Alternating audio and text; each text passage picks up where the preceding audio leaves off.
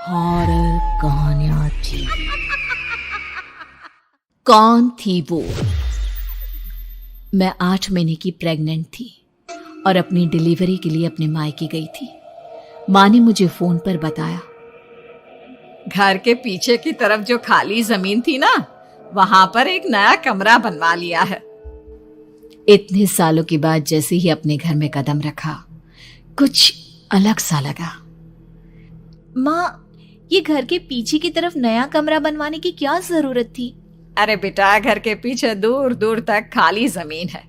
तेरे पापा को कई दिनों से लग रहा था कि यहाँ पर एक कमरा बनवा लेंगे तो ताजा हवा मिल जाया करेगी। अब तो ये सब छोड़ और चल जल्दी से दूध पी ले। माँ, मैं थोड़ी देर में पी लूंगी, आप सो जाओ। मैंने दूध का गिलास उठाकर उस खिड़की में रख दिया। पता नहीं कब आंख लग गई। अचानक से खिड़की के पल्लों के खड़कने की तेज आवाज आई। दूध का गिलास धड़ाम से जमीन पर आ गिरा। जमीन पर गिरते ही दूध का रंग लाल हो चुका था। मैंने खिड़की से झांक कर बाहर देखा। चारों तरफ धुप अंधेरा था। उस अंधेरे की तरफ से कुछ आवाजें आ रही थी, जैसे छोटे बच्चे आपस में खिलखिलाकर मस्ती कर रहे हो।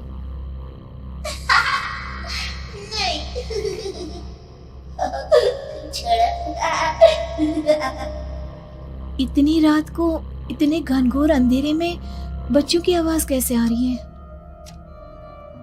घड़ी में वक्त देखा तो ठीक 12 बजे थे। देखकर मैं सन्न रह गई। बुरी आत्माओं और भूतों की कई कहानियां मैं सुन चुकी थी। वक्त भी कुछ ऐसा ही था। ऊपर से मैं प्रेग्नेंट। सुना था कि ऐसे वक्त में अक्सर बुरी आत्माएं औरतों का पीछा करती है, तो क्या मेरे पीछे भी? पसीने से तरबतर बड़ी मुश्किल से, जैसे कांपते हाथों से मैंने उस खिड़की को बंद किया। जल्दी से जल्दी उस कमरे से बाहर निकलकर माँ के पास जाने के बारे में सोचा, लेकिन जैसे ही दरवाजे की तरफ पलटी, लगा कोई साया हवा की स्पीड से दरवाजे के सामने से गुजर गया। मेरे गले में अटक कर रह गई। मैं जोर से चीख कर माँ को बुलाना चाहती थी, लेकिन वो आवाज खुद मेरे कानों तक नहीं पहुंच पा रही थी। तो माँ तक कैसे पहुंचती? खिड़की के पल्ले एक बार फिर तेज हवा के झोंके से धड़ाम करके खुल गया और पूरी ताकत से मैं चीख पड़ी। जानती थी मेरी चीख की आवाज सुनकर कुछ ही सेकंड में माँ वहां पहुंच जाएगी, लेकिन ऐसा कुछ हुआ ही नहीं। मेरा कलेजा डर के मारे फटा जा रहा था। आखिर माँ ने मेरी आवाज क्यों नहीं सुनी? इतनी गहरी नींद में तो माँ कभी नहीं सोती। ठीक पीछे खुली हुई वो खिड़की। मुझ में इतनी ताकत नहीं बची थी कि मैं पलटकर उस तरफ देख भी सकूं।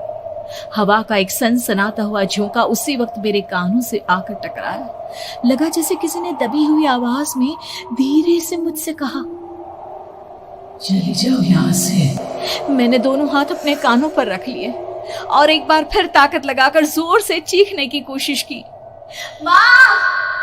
पापा! मेरी आवाज उस कमरे की दीवारों से टकराकर वापस मुझे ही सुनाई दे रही थी। जितनी ताकत के साथ मैंने चीखने की कोशिश की थी, कुछ ही देर बाद उससे कहीं ज्यादा तेज और दर्दनाक चीख मुझे सुनाई देने लगी। कि आवाज ठीक मेरे पीछे खिड़की से आ रही थी। वो आवाज मेरे कानों में पिघलते हुए लोहे की तरह गिर रही थी। उन आवाजों में हैवानियत थी। वो आवाजें किसी इंसान की नहीं है, इतना मैं समझ चुकी थी।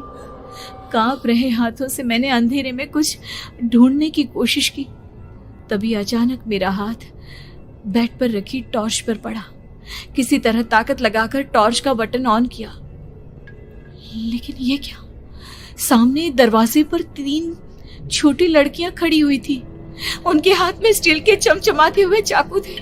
मैं घबराकर लड़खड़ाई और पीछे की तरफ हटी, लेकिन तब तक वो मेरे पास आ चुकी थी। उनकी गर्दन टेढ़ी थी और उनके हाथों के वो चाकू मेरे पेट को निशाना बनाने को तैयार। मैं जोर से चीखी, नहीं, छोड़ दो मेरे बच्चे को, मत मारो, मत मारो, छोड़ दो मेरे बच्चे को। सोनाली, क्या हुआ बेटा? तू इतनी डरी हुई क्यों है? उठ बेटा, क्या हुआ? हड़बड़ाकर मैंने अपनी आंखें खोली। देखा तो दिन निकल आया था। माँ मुझे जगा रही थी। मेरा चेहरा पूरा पसीने से लथपथ था। क्या हुआ बेटा, तुमने कोई बुरा सपना देखा क्या? मैं अभी तक अपने पूरे होश में नहीं थी। वो मेरे बच्चे को मार देगी माँ। वो लड़की मेरे बच्चे को। मैंने घबराकर अपने पेट को छुआ। सब कुछ ठीक था। और वो दूध जो रात को यहाँ पर गिर गया था, उसका रंग लाल हो गया था। माँ ने हंसते हुए दूध का गिलास मुझे दिखाया। तुमने दूध पिया ही नहीं, पूरा का पूरा ऐसे ही रखा हुआ है। तुमसे कहा था ना सोनाली, सेहत के लिए लापरवाही ठीक नहीं बेटा। लेकिन मैंने तो सब कुछ अपनी खुली आंखों से देखा था।